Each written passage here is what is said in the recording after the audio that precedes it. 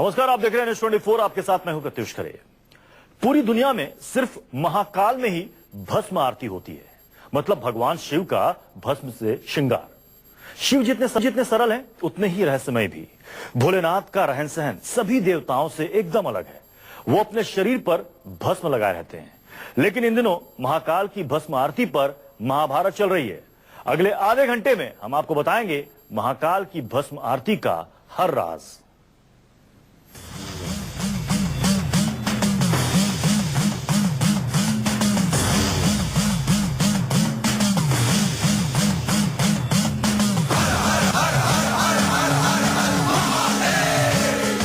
महाकाल का हर दिन सुबह सुबह ऐसे ही श्रृंगार होता है।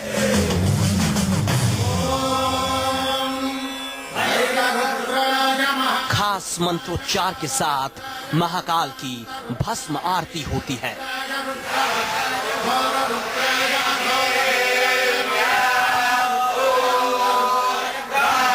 भस्म आरती की परंपरा कब से चल रही है, इसका सही जवाब किसी के पास नहीं।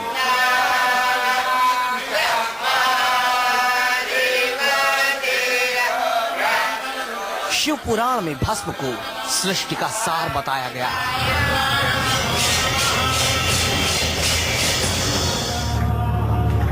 सृष्टि के सार भस्म यानी राख को शिव हमेशा अपने शरीर पर लगाए रखते हैं।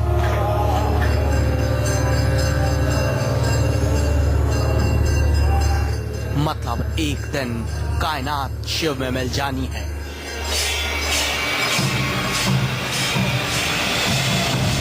महाकाल पर चढ़ाई जाने वाली भस्म आखिर आती कहां से है?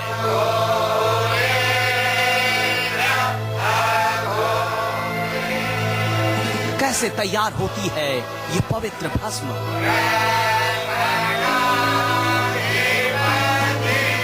जिसे एक चुटकी भस्म की ख्वाहिश में लोग हजारों किलोमीटर का सफर तय कर महाकाल की नगरी उज्जैन पहुंचते हैं।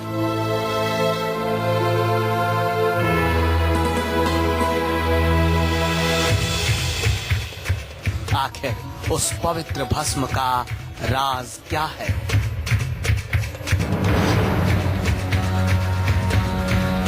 सिंहस्थ में पहुंचे कापालिक महाकाल भैरवानंद सरस्वती को क्यों लगता है कि शिव की शान में गुस्ताखी हो रही है?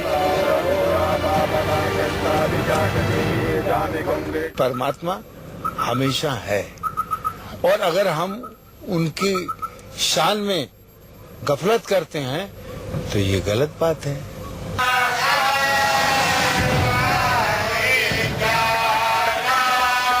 क्या मुर्दों की भस्म से खुश होंगे महाकाल? क्या है भस्म आरती का राज? आखिर महाकाल में भस्म पर संतों में क्यों छिड़ी है महाभारत?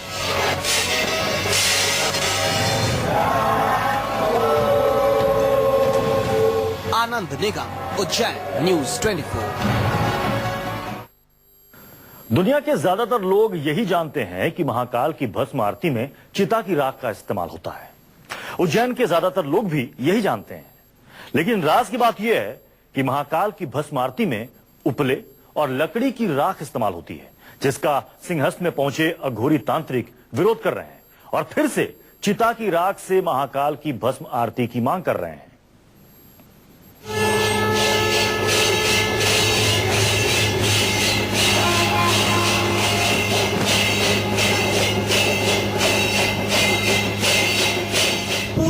में भगवान शिव का ऐसा श्रृंगार कहीं और नहीं होता। ऐसी आरती कहीं और नहीं होती। बिना भस्म आरती देखे महाकालेश्वर का दर्शन अधूरा माना जाता है।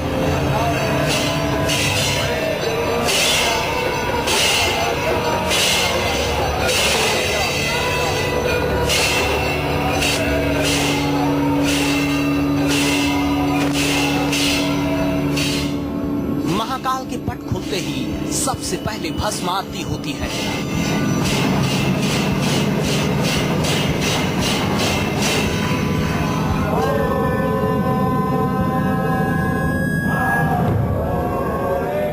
माना जाता है कि भगवान शिव का निराकार से साकार रूप भस्म आरती में ही दिखाई देता है।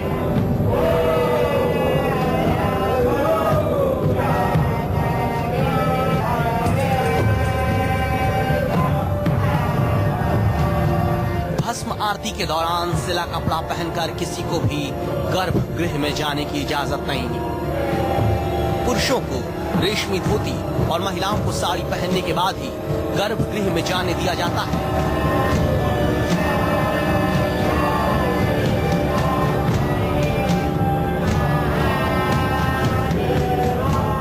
अब महाकाल के श्रृंगार में इस्तेमाल होने वाली भस्म पर ही सवाल उठ रहे हैं। एक जमाने से ही भस्म आरती में उपले और लकड़ी की राख का इस्तेमाल हो रहा है।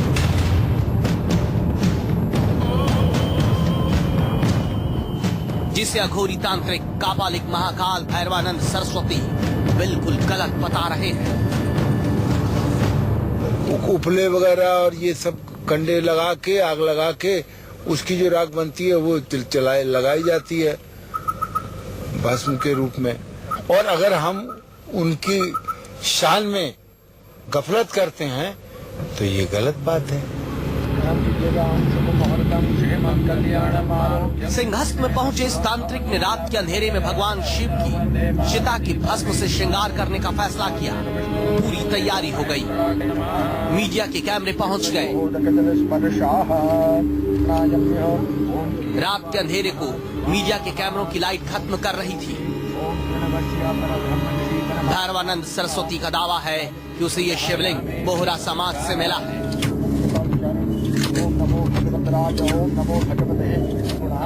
भैरवानंद सरस्वती के चेलों ने भी पूरी तैयारी की है।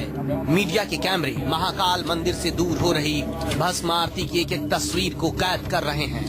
भैरवानंद खुद बिना मदद के चल भी नहीं सकते, लेकिन रात के अंधेरे में चिता की भस्म से भोलेनाथ को खुश करने की कोशिश चल रही है।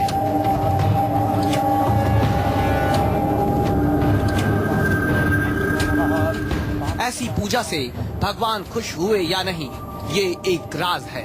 लेकिन भैरवानंद उपले की राख से महाकाल के श्रृंगार को बिल्कुल गलत बताते हैं। इसकी शिकायत शंकराचार्य से करने की बात कहते हैं।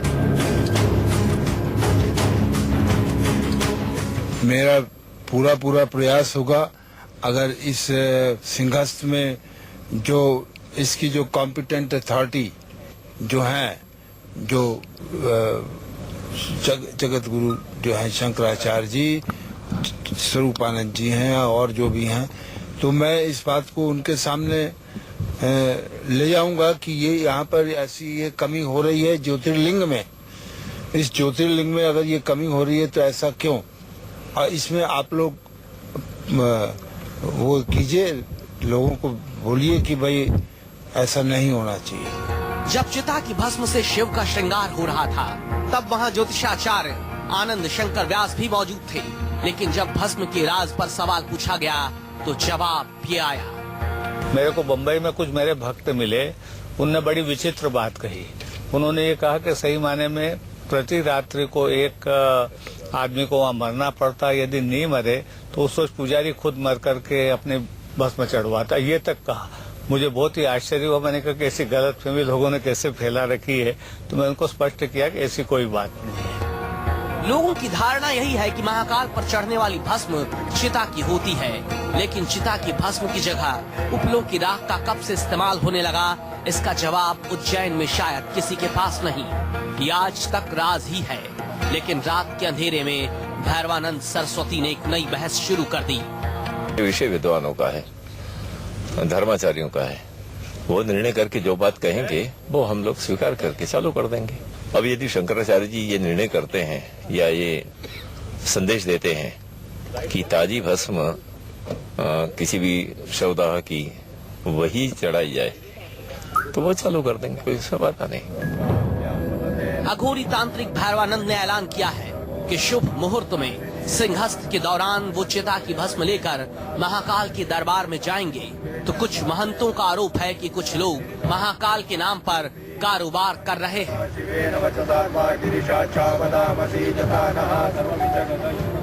कहा यह भी जाता है कि आज जहां महाकाल का मंदिर है, वहाँ कभी श्मशान हुआ करता था, तब चिता की भस्म से महाकाल का श्रृंगार होता था, तब हिंदुस्तान पर मुगलों की हुकूमत थी। लेकिन आज तक ये राज ही है कि चिता की भस्म से महाकाल के श्रृंगार की परंपरा कब से बंद है। आज का राज में बात कर रहे हैं महाकाल की भस्म आरती की।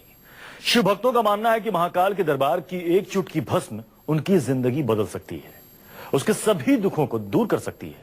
शिव पुराण में भस्म तैयार करने का खास तरीका बताया गया है।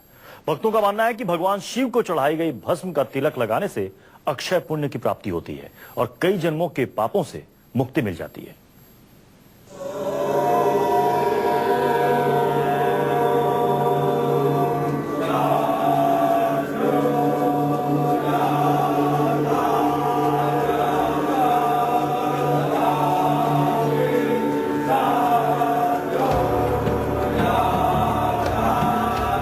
ये राज कोई नहीं जानता कि महाकाल की कब से ऐसे ही भस्म आरती हो रही है।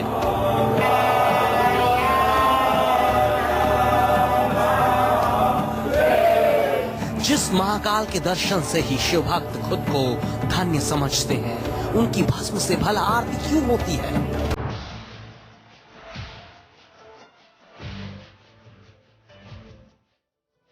सभी देवों में शिव अलग है, इसलिए वो महादेव है। भस्म उनका पहनावा है। शिव का पूरा शरीर भस्म के एक पतले कवच से हमेशा ढका रहता है।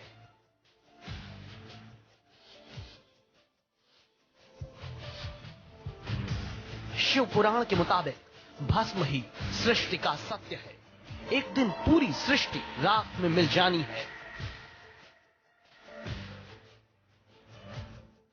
माना जाता है कि त्रेता युग, सतयुग, द्वापर युग और कल युग के बाद सृष्टि खत्म हो जाती है। फिर सृष्टि की रचना होती है और उसी भस्म को शिव धारण करते हैं।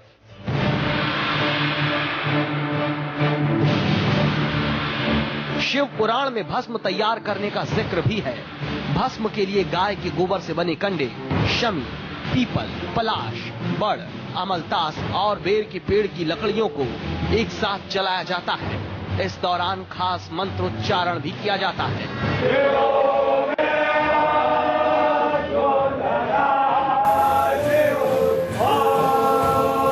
उससे जो भस्म निकलती है उसे कपड़े से छान लेते हैं और ऐसी ही पवित्र भस्म शिव पर चढ़ाई जाती है।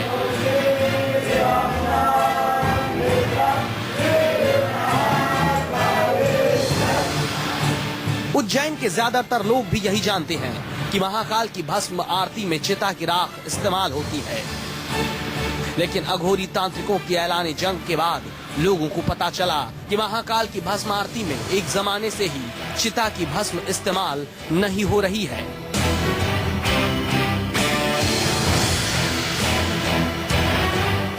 कहा जाता है कि एक बार चिता की ताजा भस्म न मिलने पर महाकाल के पुजारी ने अपने जिंदा बेटे को आग के हवाले कर दिया और उससे निकली भस्म से महाकाल का श्रृंगार किया। तब से मुर्दे की भस्म की जगह गाय के गोबर के कंडों से बनी भस्म से शिव का श्रृंगार किया जाता है। लेकिन आज तक ये राज ही है कि इस कहानी में कितनी सच्चाई है, क्योंकि किसी को ना तो उस पंडित का नाम पता है, ना इस बात का कोई सबूत मौजूद है कि किसी पुजारी ने भस्म के लिए ही अपने बेटे को जिंदा जला दिया था। आनंद निगम, उज्जैन, न्यूज़ 24।